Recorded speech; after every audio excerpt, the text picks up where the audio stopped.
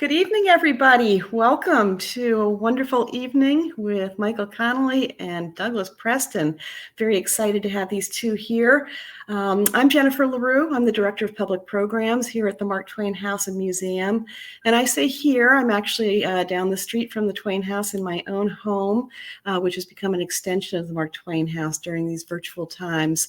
So glad to see so many of you here tonight, including a number of repeat customers. And by repeat customers, I don't mean people who are on our staff and our little circle of local friends, but people from all over who have become regular attendees at our virtual program. So welcome back.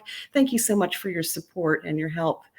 I'm only going to make a couple of remarks, starting with a few housekeeping matters. So you've all already begun chatting. I love to see that. Know that you can chat among yourselves through the entire program. I encourage you to do that. So say hi, let us know where you're from, and anything else you want us to know. And the chat continues even after the program has ended. So if you make friends with one another, you can come back to this program whenever you like and say hi. But if you have a question for the Q&A session at the end of our program tonight, if you would do us a favor and please post your question in the Ask a Question section that you'll see at the middle of the bottom of your screen. That makes it a lot easier for us when it comes to that point. And Crowdcast is kind of cool because you can upvote a question if you see one on there already that you'd like to hear an answer to as well. Crowdcast aggregates, so it'll push the questions that the most people want to have answered to the top of the list. So please be active there.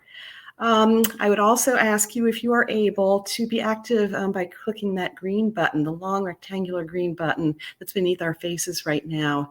The Mark Twain House and Museum is a private nonprofit organization, and these COVID months have been very, very challenging for us. We've been doing a great job. The staff has been working around the clock to keep the activity going, but we did just make the decision, given the COVID spike in Connecticut and elsewhere, to close the house once again to public tours, and that cuts off a major source of revenue for the museum.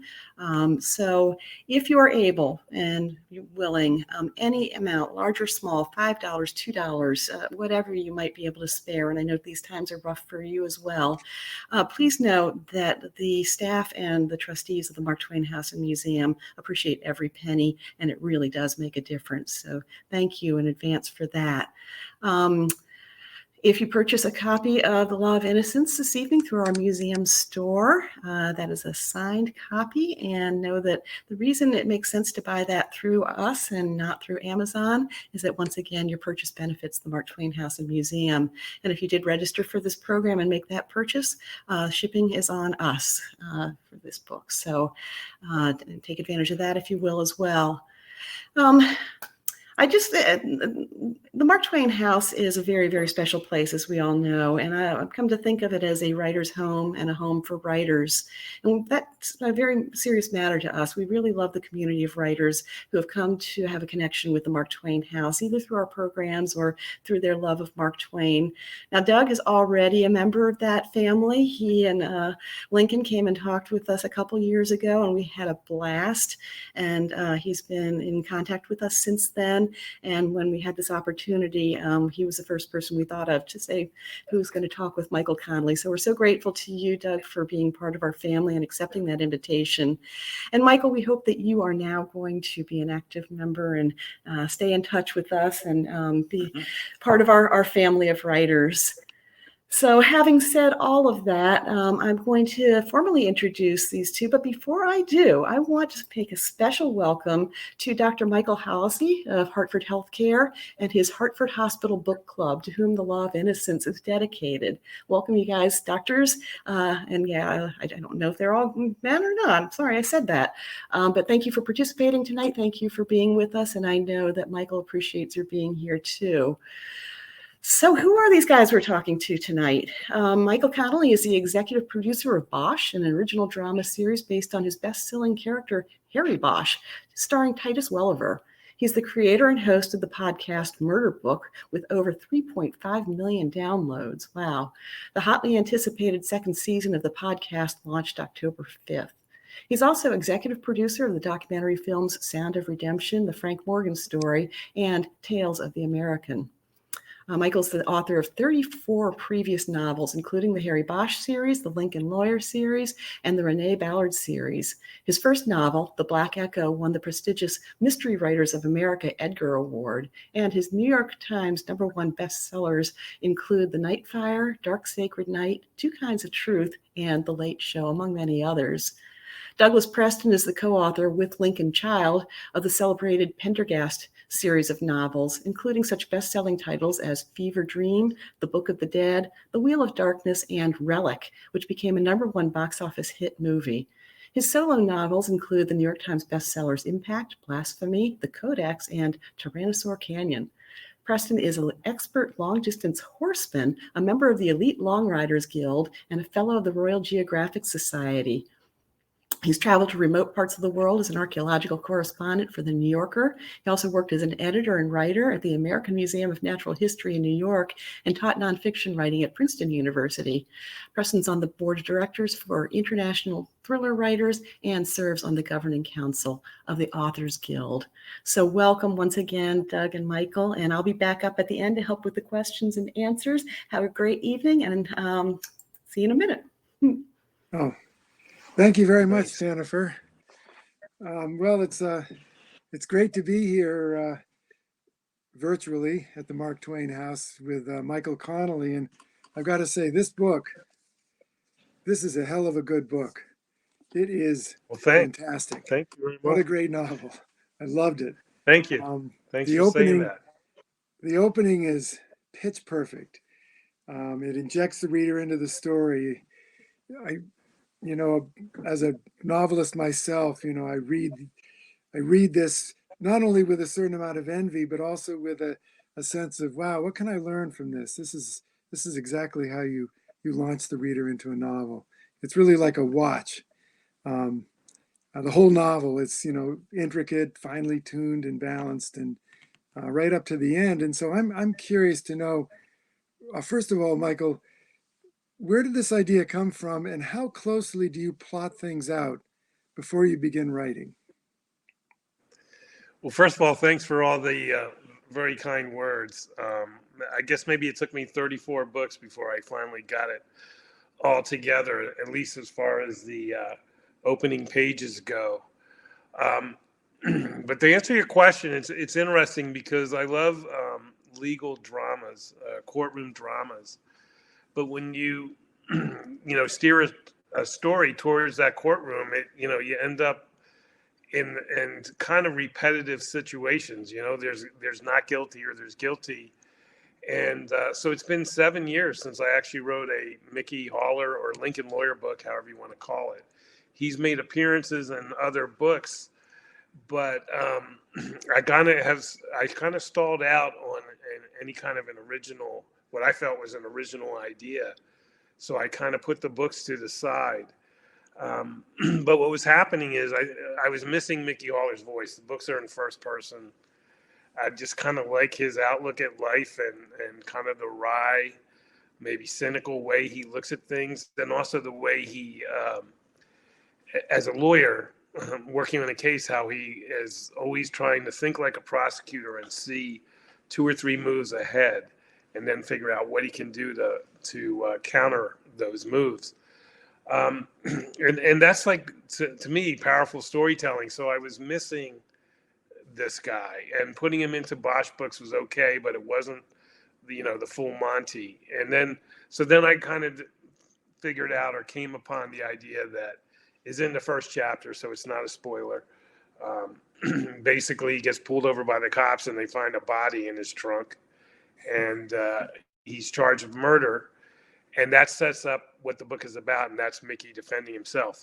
And I know Abraham Lincoln said, any lawyer who defends himself has a fool for a client, and I just kind of wanted to take that adage and kind of turn it on its head, because I think Mickey is confident in himself. He knows he's a good lawyer, and when the the stakes are as high as this is about the rest of his life, the freedom being taken away from him for the rest of his life. I can't see this character, from what I know about him, handing it over to another lawyer and say, defend me. He's going to do it himself, and that's the challenge of the book. He's in jail for most of it, and the challenge to me as a writer. But it was really nice and felt good to get back into his voice. Well, he has a hell of a voice. He's an absolutely wonderful character, scrappy and tough, and yet, inside with a heart. Um, I know it was a long time ago when you invented him, but how did you build that character? Well, I mean, I'm a former journalist, and I'm still a journalist at heart, and so I'm somebody who really takes real inspirations or real stories and kind of cobbles them together. And I met a lawyer. I was at a LA Dodgers baseball game, and I met a lawyer, the guy sitting next to me. I didn't know, before that game. And during the course of the game, we talked, and he told me he was a lawyer. And then I asked him where his office was, and he said, "I work out of my car."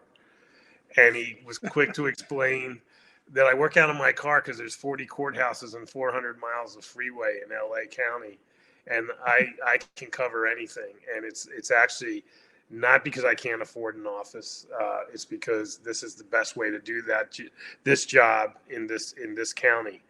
And that, so that was like catching a home run ball. That was the light bulb goes off, and I put that in my back pocket. And I had been for a long time wanting to write a legal thriller, hesitant a bit because I'm not a lawyer, but I covered courts, and I know something about it from when I was a journalist, and this was my entree. And then I went to some lawyers that I did know, criminal defense attorneys, and asked to be a fly on the wall, on and off over about 3-4 years, and I saw enough and got enough interesting anecdotes and dialogue, and saw some interesting cases that at some point, about 4 years after that baseball game, I sat down and wrote the first book.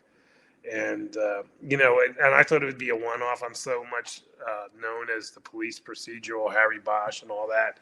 This is the opposite side of the justice system, and I started writing the book thinking it would be a one-time deal, but then I fell in love with that voice of this character, and so I wrote about him a lot, and then I kind of stalled out because of not wanting to be repetitive, and it took me, as I said, 7 years to come around to this story. And Well, I promise my answers won't be as long. Sorry, I'm too long. No, that's fascinating. Boring.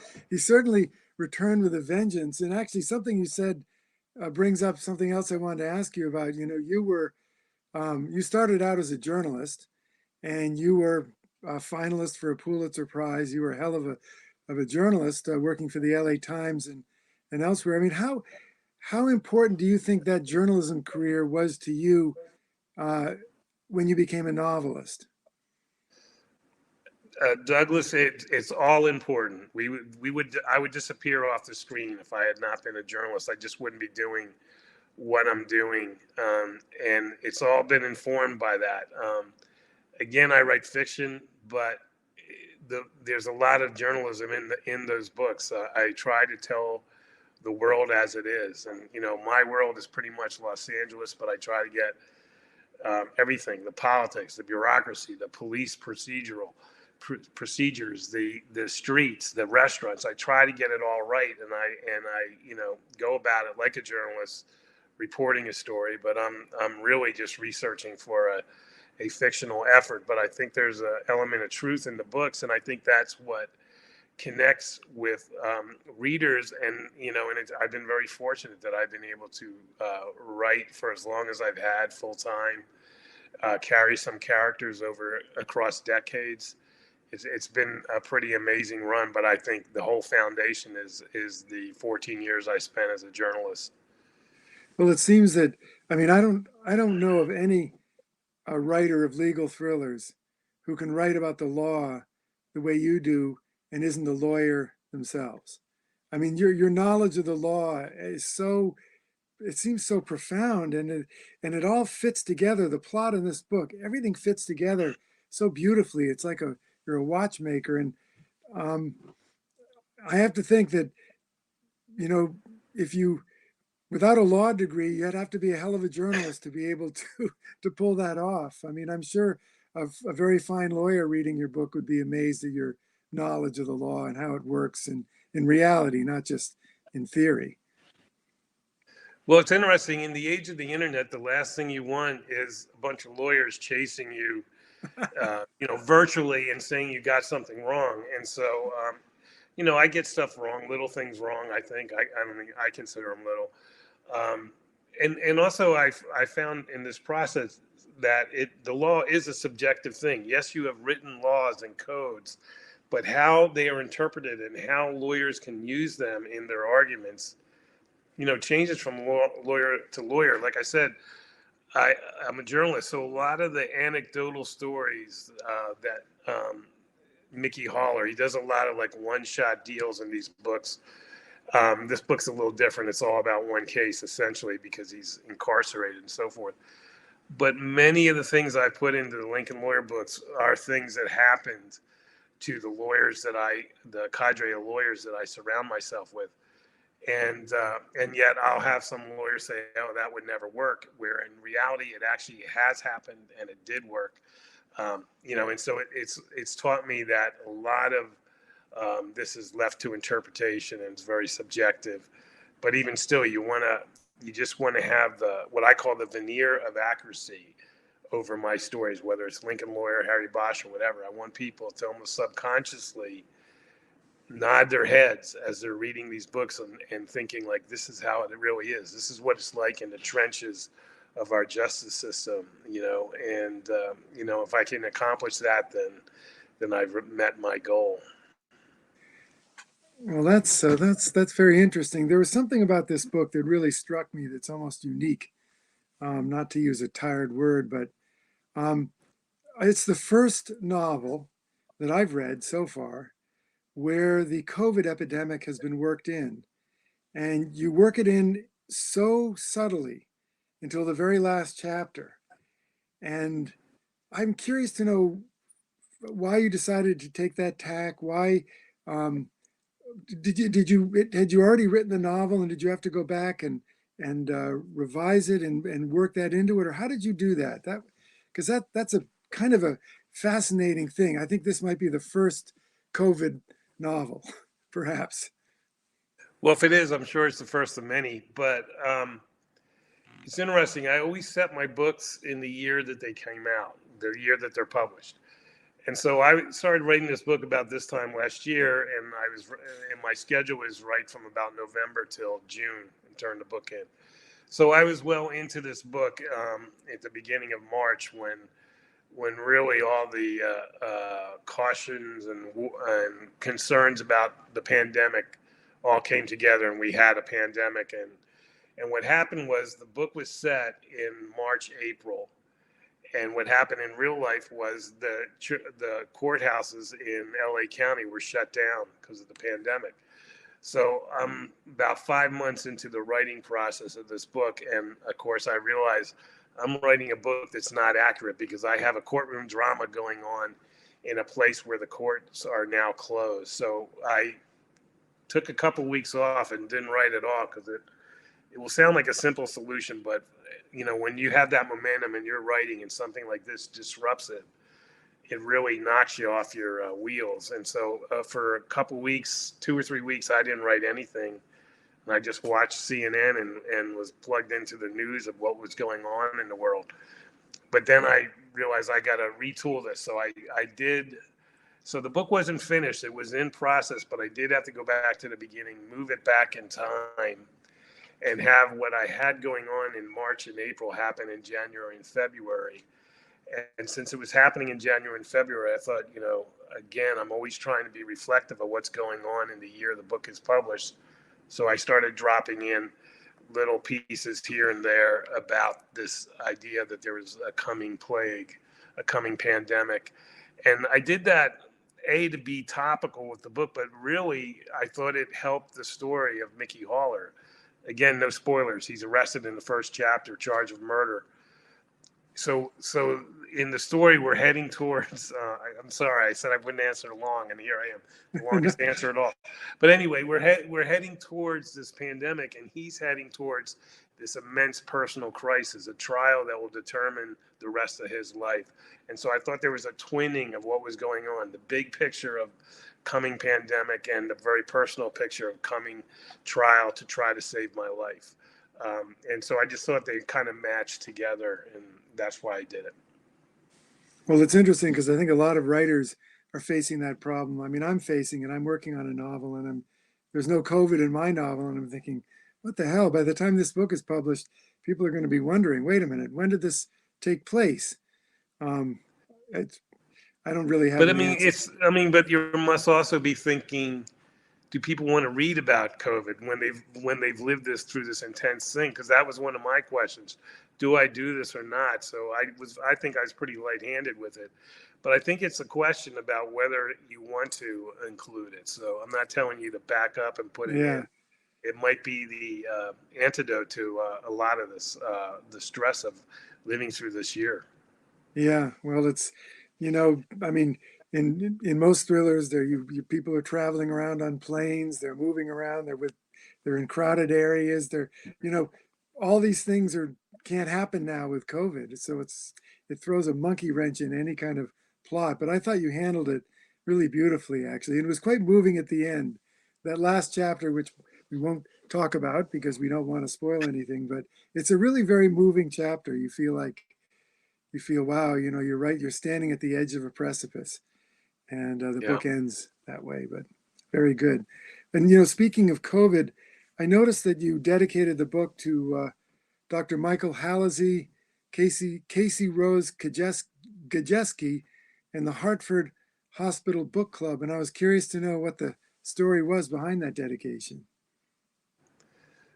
Well, I got a email through my website from Dr. Hallisey, who was sending a thank you to me, saying that he has a kind of an impromptu book club, and it was strange that he was thanking me, but he was basically saying we're in a very intense time here. We're working amazing hours. It's very dangerous.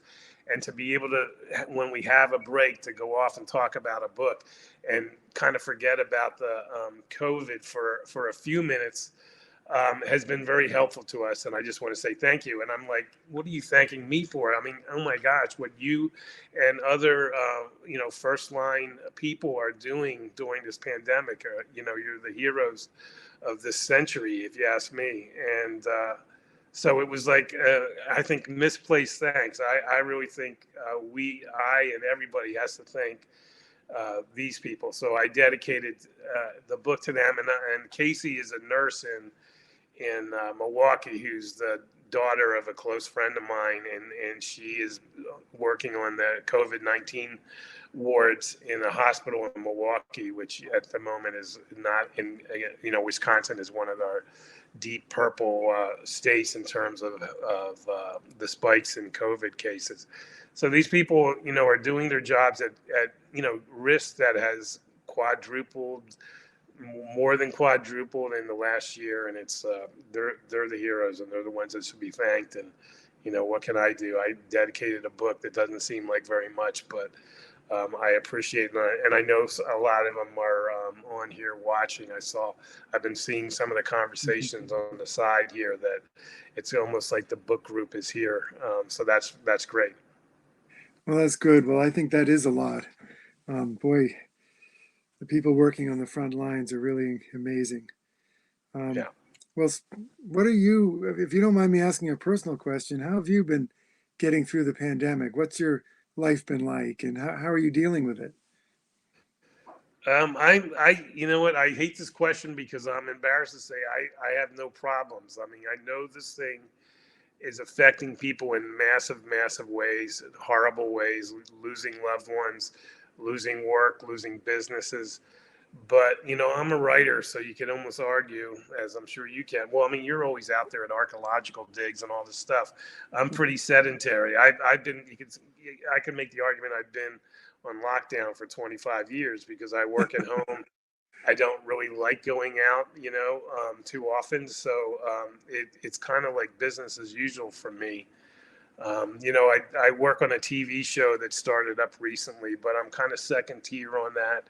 So even that didn't really kind of draw me out of my house. And so I can't complain, kind of rededicated me to my work. In fact, Are they, you're speaking about Bosch, the TV show?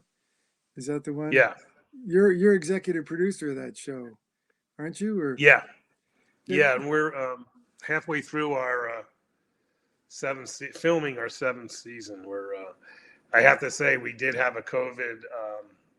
An actor got COVID, and we had to shut down for 2 weeks. So we're halfway through that. We're actually more. We start again on Monday. But all these productions in Hollywood, I don't know of any that have made it through all the way without having to take a break because of a positive test for somebody on the show. so are you being tested quite frequently then because you're working on the show? Yeah, I'm second tier, so I'm getting tested 3 times a week. But anyone who's like an actor or makeup people that are really in close contact during the filming, they get tested every morning, and somehow one slips through. Yeah, my daughter is a DP on television shows in New York, and she's getting tested every day. She got a Yeah. false positive test, and it just wreaked havoc with her. Even though the next day she tested negative, but it just wreaked havoc. She's in New York, and so there was all this COVID tracing that had to be done and everything else, even though the test was obviously a false positive. But Yeah, so what? there's strict protocols in place, for safety, which I totally understand. Before we had this true positive situation, we had somebody just for they got an inconclusive, and we shut down that day till we Yeah. could get him another test. And so they're serious about it, and I just don't know any show out here, at least, that's gotten through unscathed. Well, you say that you're a second tier worker, but I mean that's an incredible show. It's huge success. What exactly do you do? I mean, I've never had any of my books turned into a television series. So what do you do? What is your role? Where I'm most useful is in the writing room. So we have 6 writers and me, and the creative boss of a show is called a showrunner. So it's a showrunner, me, and 6 other writers, and we get together long before filming. So that's why I said I'm second tier. Our scripts have all been written, and I wrote the last. I mean, we're filming our last season. I wrote the last script with the showrunner, and all that you do. You can do from home and so forth. So that's when I say I'm second tier. They're actually filming now, and your daughter's a DP. What do I know about cameras? So I don't need to be there. In other words, Yeah. we usually have one creative or one writer on set to make sure the script is followed, but that's usually not me. So I'm only second tier when it comes to actual production of the show. But I see. I'm very much involved, every day, every afternoon, basically, in the writing room while we're knocking out the story. And that we got lucky in that by the time the pandemic led to a shutdown of pretty much of Hollywood, we already had we had already outlined the season, and everyone was assigned scripts, and then we just said, go home and write your script rather than be here in the office. So the timing of the COVID thing didn't hurt Bosch that much. And until we get into production, it had now we have a 2-week delay, but hopefully that will be the only one. So are people nervous when you're around on set? They say, "Oh my God, that's Michael Connelly." Do they get nervous? I hope so. I hope they're scared of me. but the reality is they're not, because they're all these are people, the writers we got from some great shows, people that worked on Sopranos, people who worked on The Wire, people that worked on Boardwalk Empire, and so they're well-traveled professional writers. And so this is our 7th season, and I've had to put my foot down probably less than 3 times and say no, Harry Bosch wouldn't do that. I can't even think of the one offhand, but it just doesn't come up. We all have the same purpose of Yeah. mind when it comes to these things, and that's to stay loyal to the character. We can make up new stuff. Some of the books are almost 30 years old, so they're just going to have to be adapted differently. And so it's not as much as being loyal to the stories; it's being loyal to Harry Bosch, Yeah. and they've done that marvelously. So no one needs to be afraid of me, and I don't have to be upset about anything. It just doesn't happen. So when you created Harry Bosch, and then years later Titus Welliver becomes the character, is does he look like, is he like the character that you envisioned, or is he different? I mean, how does he how do you feel about his portrayal of the character? Well, let me start by saying I think he's fantastic as Harry Bosch, and I was actually the one who suggested him, way back. And when we were auditioning many different actors, I was pulling for Titus, and he ended up getting the job. And it wasn't my call. That was not the kind of authority I had on the show. But he ended up with the job. And I said, in my books, I think there's 22 Bosch books.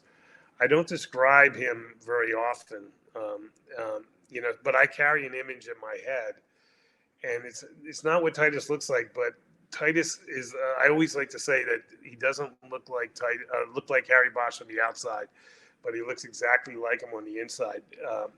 Titus who has a strong connection to Connecticut, by the way.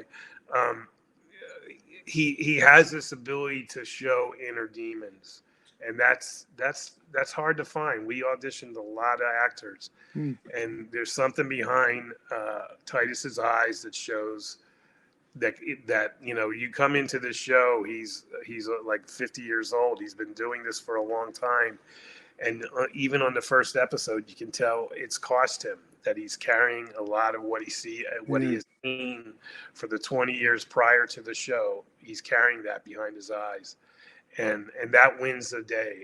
To me, it doesn't matter what someone looks like if you can project what your life has done to you. It just says a lot. So I couldn't be happier with what Titus has done. And I should have mentioned him when I was talking about the writing room, because he's a contributor on that level. I think he's reached the point where he knows Harry Bosch better than me, because he comes to me with ideas, or he says little subtle changes he wants to make in scripts because he believes this is what Harry would say, and I have to go yeah, you're right.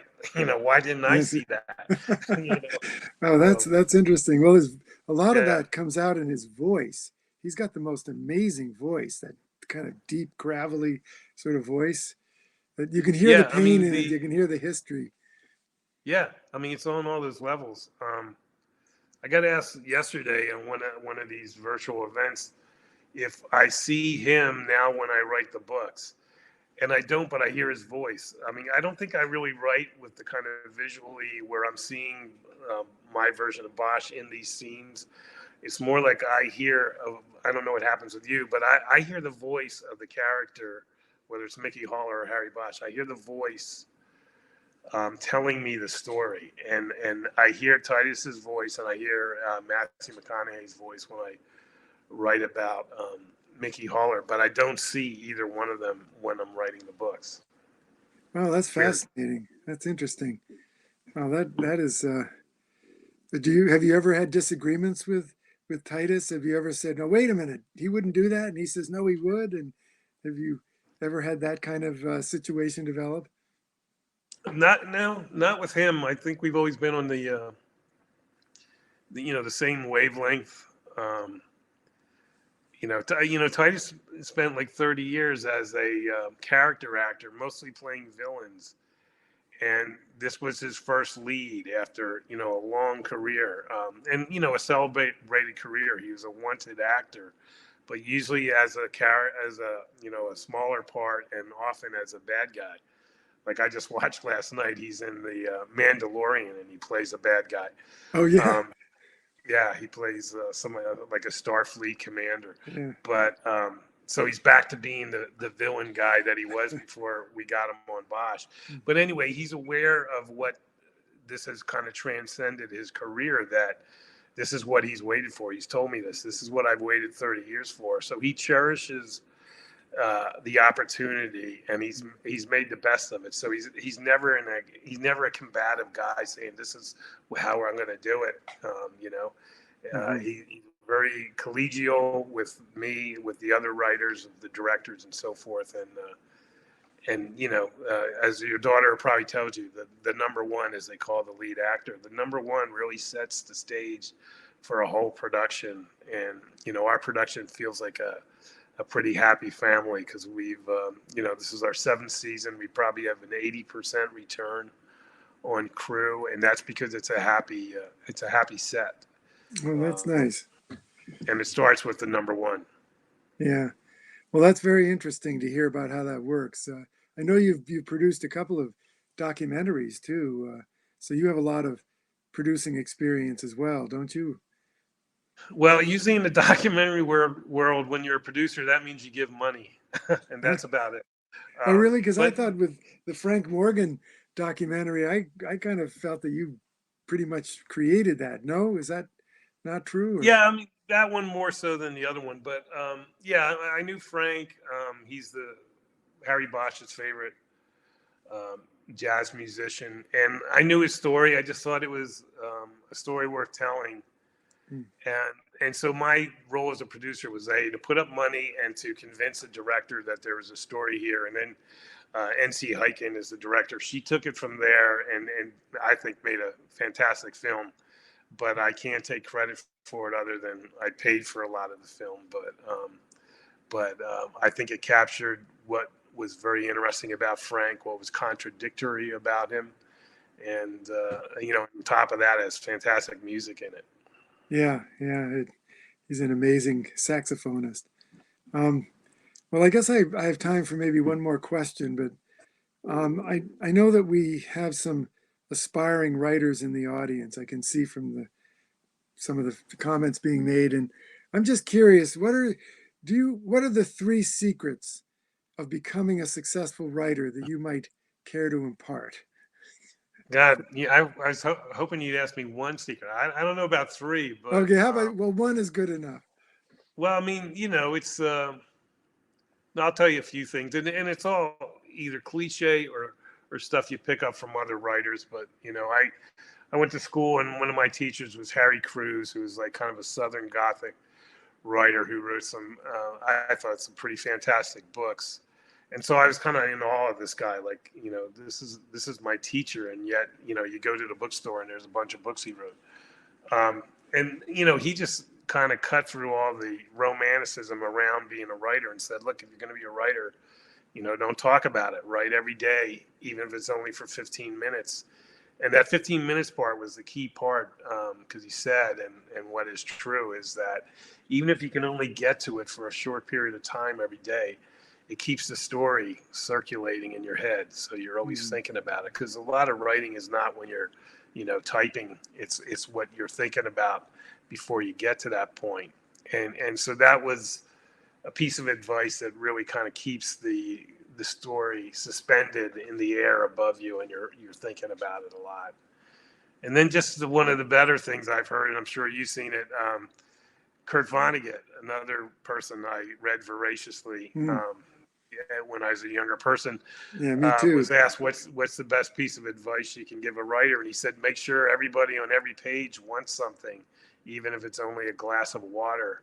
And that to me that's writing. That's it in a nutshell, because it's really about what your characters want and how they go about doing it. And I don't do it all the time, but there were times where I feel like I'm in a rough spot or something, and I will actually print out pages and look at them and say, am I missing this piece of advice, or is it clear that people want things on these pages? And the part about only even a glass of water is just fantastic, because I met for a time, in my Harry Bosch series, it starts with him being almost a chain smoker, and then he quits, and through some of the other books, but he always wants a cigarette, and just that, every now and then he would reach to his pocket, and they're not there anymore. That says something about character. So and I think that's a direct influence from that kind of almost thrown off piece of advice by, one of the masters, Kurt Vonnegut. I love that. Actually, I've not heard that piece of advice. That's Oh, cool. fantastic. Well, that's two secrets. Why don't you throw, what's the third secret? You throw something in here. Well, I'll tell you something that Sandra Brown told me. She said, I was complaining to her that I was stuck. God damn it, I'm on this. I can't figure out what's going to happen next. And she said, well, why don't you do what I do? I sit down and I think, what is the worst, the most awful thing that could happen right now? And then I make it happen. And then I deal with the consequences. All the characters deal with the consequences. So now you can't always do that. You don't want to kill off your main character, but it's good advice. But it's good. It's like, it means just if you're in trouble, take a left turn. Yeah. Or as Raymond Chandler said, if you're in a jam, have a woman come through the door, have a blonde come through the door with a gun. No, this is all great advice. Well, I think we're ready for some questions from the audience. Maybe Jennifer would like to rejoin us and moderate the questions. But thank you, Michael. That was absolutely fascinating. Great conversation. Thank you for doing it. Yes. Thank you so much, Doug and Michael. My gosh, this is one of those nights when I really just feel like I have the greatest job in the world, just to be able to sit here and listen to you two talk about writing and all of this. So thank you for being here. And thank you, audience, for your great questions. Some of them did get answered already during the conversation. So if I'm skipping your question, it's just because it's already been answered. But we have plenty of other ones. Starting with Dr. Stuart Markowitz of the book club. He says for Michael, clearly you not only have great knowledge about what it takes to be a lawyer for the plaintiff or the defense, but you come across with a great deal of passion about the law. So I wonder where that comes from, and if you ever considered becoming a lawyer, and if so, plaintiff or defense? It was definitely something that I was on my radar when I was in college. I actually went to college to get an engineering degree and was pretty quickly flunking most of my classes. And so I was thinking of alternate things, and being a lawyer was one of them. I have an older sister who's a lawyer. So it was on the radar. And then I got sidetracked when I started reading the books of Raymond Chandler. And when I was finished those books, I said, I want to try to do this. So the stuff with the lawyer didn't last long, but as a journalist, I've covered many trials and know many lawyers. And early in my career as a journalist, I had a roommate who was a reporter at the same paper, and he left the business to go to law school. So when he did that, I have to say, I was thinking, like, maybe I should do that, but I didn't. But then that's the guy who inspires most of the Lincoln lawyer stories. He's the one. I took that idea I got from the guy at the Dodger Stadium and went to my former roommate and said, can I hang out with you and see what your life is like? And so it kind of came around. It was a good thing I didn't become a lawyer, probably. And I'm glad I'm just writing about lawyers and trying to practice law. I think pretty much everybody would agree with that we're glad that you aren't a lawyer and you're a writer instead. Thank you. Our friend Mallory wants to know, aside from Harry Bosch, who was your favorite movie or TV detective? Did you say movie or TV? Yes, and I don't know why she left out the book, but... Okay, very influential to me was Frank Bullitt. Steve McQueen in the movie Bullitt. Oh, yeah. I saw that with my father when I was a teenager, and he doesn't, he's like the quiet warrior in that movie. The not a lot of dialogue, but a lot of expression in his eyes, and he's got detective eyes, watching everything.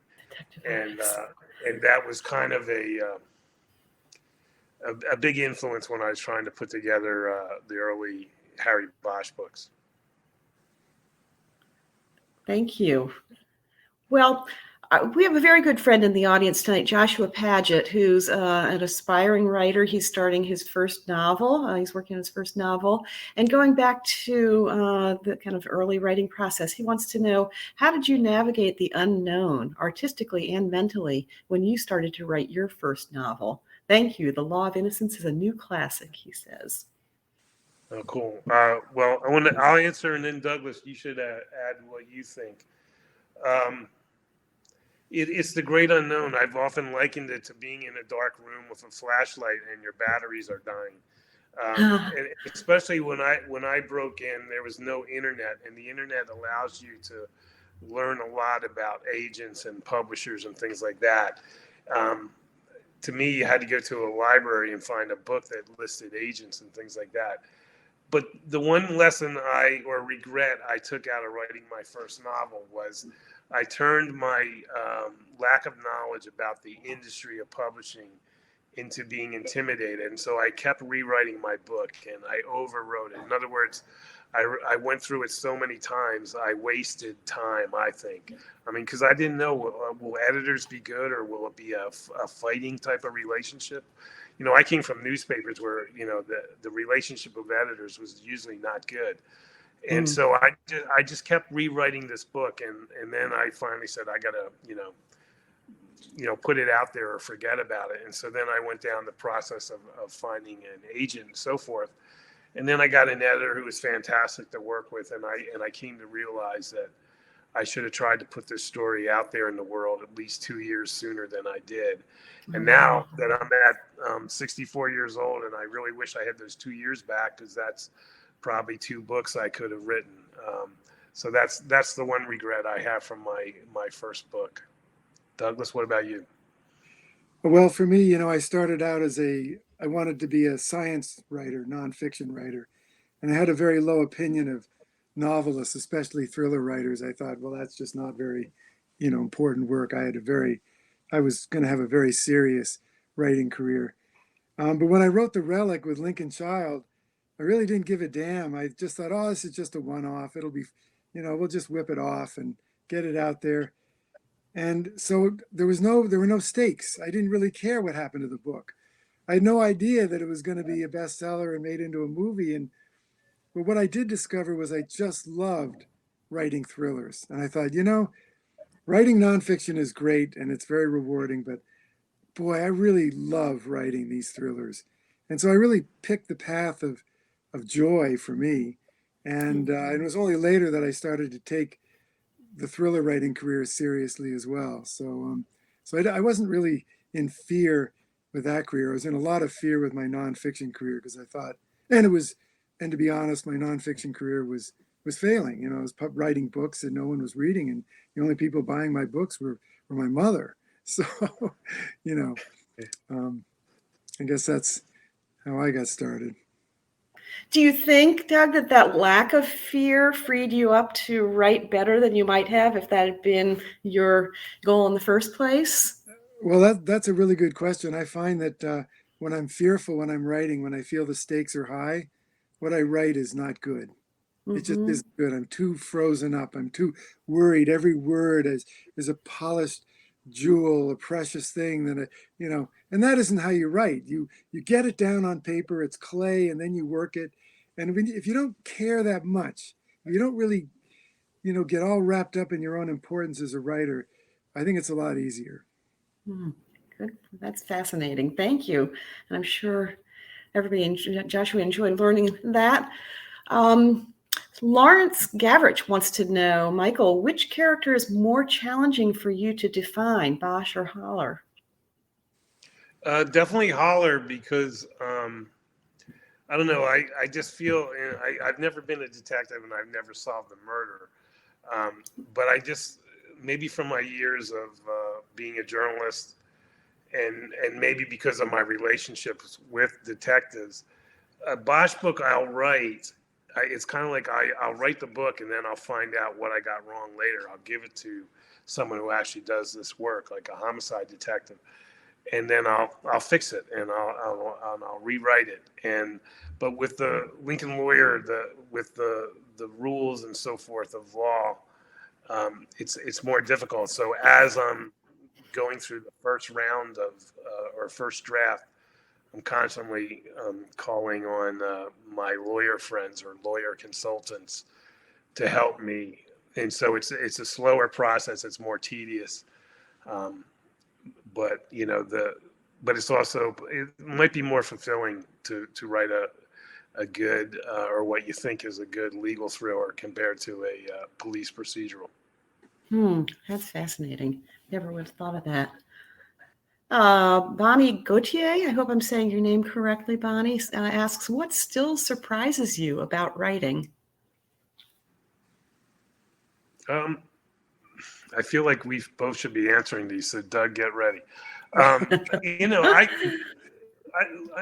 what is, I don't know if I'm saying this right about surprising, but I think it's surprising to me that I can still be, you know, I'm 35 books down the line, but if I have a day where I've written a good piece of conversation between two characters, or I know I've written a twist that I think the reader won't see coming, it is so fulfilling. It just, you know, it's better than anything else in your life at that moment.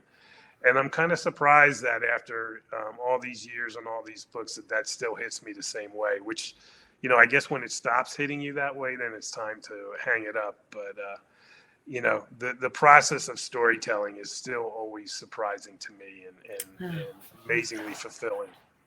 Well, I love that. Well, for me, I just don't know where these ideas come from. They come out of strange places in my brain, and they surprise me. And sometimes I think that I might have a touch of mental illness because some of these ideas are not really that nice. So that's what surprises me.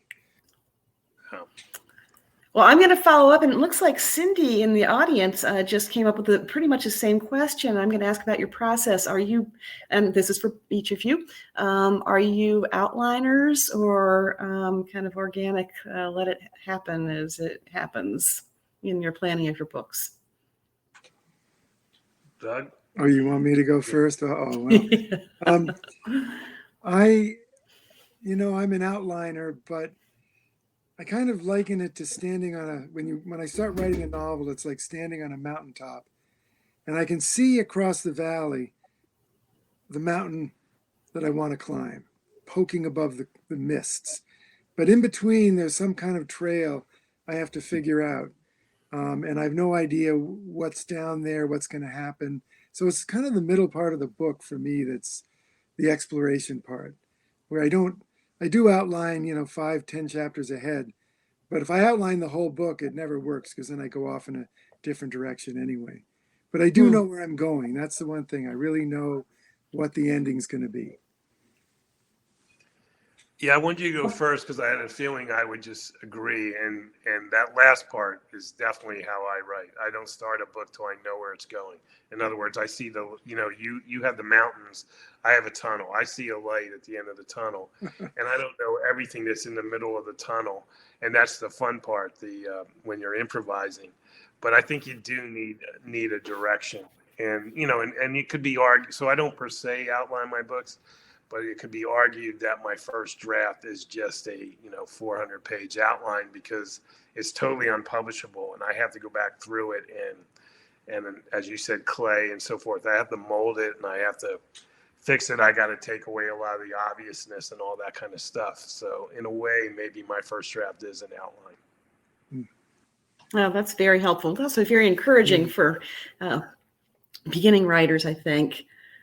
Dr. Michael Halsey says, in the Renee Ballard books, you mentioned a patch doctor, a doctor who takes money to treat gang members. Will you ever bring that character to life?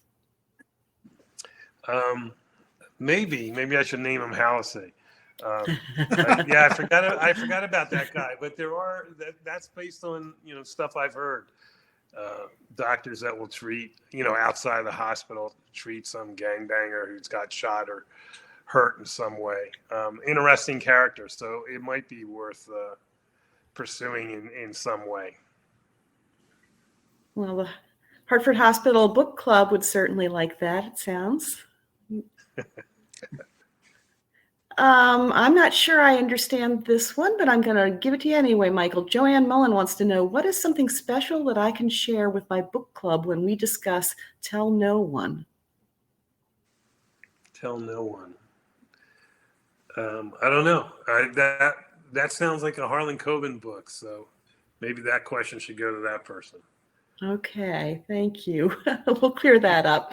If you have any more information, Joanne, that you want to add to your question, let us know, please. Why so few books about Jack McAvoy, since he's a journalist? Says Amy Silverman. Interesting question. Of all my characters, that's the one that's closest to me. And I just find as a writer, I rather explore someone who's different from me. So like Harry Bosch, who I've written about the most, is so different from me, on almost any level. In fact, when I wrote the first book with him, I just chose opposite of me every time I had to give him some kind of characteristic. I come from a really big, close-knit family. He's an orphan. He smokes. I don't smoke. He has trouble in romances. I've been married for over 35 years.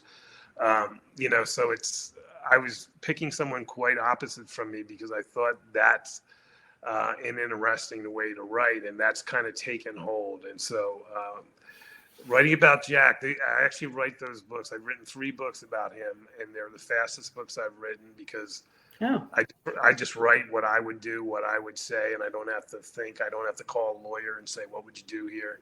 Or a detective. I just write what I would do. And so they're fast writes, which is a good thing. But I just rather, pursue characterizations that are quite different from me. Thank you. Do we have time for 1 or 2 more? Me? Are we Yeah. okay with them? Yeah. All right. Well, Harry Weinger asks about the music choices in the Bosch books. Fascinating choices with jazz a focus, particularly tough character musicians like Frank Morgan, who we mentioned earlier. So what part of that is a question? Where do I get these? Okay, the question was, can you just talk about the music choices you make in the Bosch books? And it's funny that's not my music. I grew up as a blues rock and roll type guy, but when I was putting Bosch together, the character, I wanted to give him a music identity. I think that a musical identity is always good to have, and jazz just is loner music to me, and I just thought he would like jazz. And at the time, he was a smoker, and I kind of looked at jazz like cigarette smoke and blue smoke in the air. And so I just kind of went with that. And I'm the reporter at the time, so I know how to research and find, a lot of the jazz he listens to in the early books are obvious choices. But then he would also go and listen to someone like Frank Morgan, who was, especially in the early '90s, was pretty obscure. But I knew how to find this, who to ask, who to get advice from, and so forth. And then over the years, it has become my music. I usually listen. I can guarantee you, whatever Harry is listening to, I was listening to that when I wrote that page, and so I bring his music into my. I was going to move my camera so you can see my setup with my turntable, but I got it covered with reams of paper, so never mind. But anyway, the music has become really important to me, as much to Harry. Thank you. And thank you for that question, Harry. So 2 more, if you're willing. Lynn Leary wants to know, what is Doug Preston working on right now? Well, I have an article coming out in the New Yorker magazine, a nonfiction piece on the mystery of Rupkund Lake, that lake high in the Himalayas where they found hundreds and hundreds of human skeletons and bodies. And scientists at Harvard Medical School have been sequencing their DNA and studying them and making amazing discoveries. So that's the next thing out. But I'm also working on a novel with Lincoln, a thriller called Bloodless. It takes place in Savannah, Georgia, and I'm not sure I can talk about it at all, but I'm sure having fun writing it. Well, that would be a whole nother conversation. I'm sorry, Michael, go ahead. I think we're almost done. Can I finish with a story about Lincoln and Douglas? You probably don't even know it, but you can comment on this. So the geographic center of the United States is Lebanon, Indiana, and that's where all the warehouses where books are shipped out from across the country. And so when you have a book come out, your publisher often sends you to Lebanon, Indiana, to sit in a warehouse and sign books. And we would go at different times, but there's a wall in the warehouse where you sign it, and all these writers are in competition to see who can sign the most books in one day, or in 2 days, whatever they have you out there. And so every time I would go to this warehouse, the high point was always Douglas and Lincoln. And so he doesn't know this, but I always went there with the express purpose of signing one more book than they signed, like 2 or 3 weeks beforehand. So I don't know if you're aware of that, but now you are. Well, I didn't know that. I know Lincoln once scribbled on that wall the winning number and then wrote, "Look on my works, ye mighty, in despair." Yeah, But, you do use stuff like that. but I remember I can't remember who it was. Somebody wrote something so off color that they put a bunch of Band-Aids over whatever they had said. well, after signing 6,000 books in a day, your mind is absolutely shot. Anything can happen. 6,000. that It looks like I have my work to do. Oh, I don't remember the exact numbers, but well, does that wall still exist? That seems like quite an artifact if all those signatures are still intact. As far as I know, they kind of moved the signing place way out into these warehouses are just amazing. They're just gigantic, and it makes you feel good about the book industry because they're full of books. But someone was going to preserve the books because it has a lot of well-known writers all signing there, and some of them are taking shots at others, and some are crossing out others. It's like gangs and graffiti, Sounds like that's awesome. Thank you both so much. What a delightful evening. And I can tell from the chat that our audience has just loved it too. I hope that both of you will come back to the Mark Twain House and Museum when we can do it in person. I know, Doug, you've taken the tour of the Twain House, but I don't know, Michael, if you've ever been to visit, and we'd love to have you when it's safe to do so. Yeah, I want to, as soon as we can, as soon as the world clears up, I want to go see the book club in person, and I'll come by Mark Twain House for sure. We can't wait. That sounds wonderful. Does either of you have anything to say in closing before we say goodbye to our audience? Just to thank Michael for this very interesting evening, and I really enjoyed listening to your answers. Really, really interesting. Well, thanks. And thanks Jennifer, for doing too. this, Doug. Yeah, Jennifer, Doug, thanks for this. It was very nice. Yeah, Well, Mark thank Twain you House, very much. Well, I was just going to say the Mark Twain House is fantastic. You all should give money. It's absolutely it's a beautiful place. It's where one of the greatest writers in America lived, and it's so full of his personality. You go in there and you just feel Mark Twain's presence. It's a wonderful place. Oh, there's the Well, green thank you bar for right that. there. That's right. That's right there. Click on that. And we did not practice this. Thank you very much for that spontaneous endorsement. Thank you both very much. And thank you for spending the past hour with us. It's been just a joy. And we look forward to doing it again soon. And audience, we look forward to seeing you at our next programs. Check out marktwainhouse.org and look at our virtual programs. Lots coming up. So we hope to see you again soon. Thank you, Douglas. Thank you, Michael. And we'll see you soon. Be well. Thank you. Okay, thank you.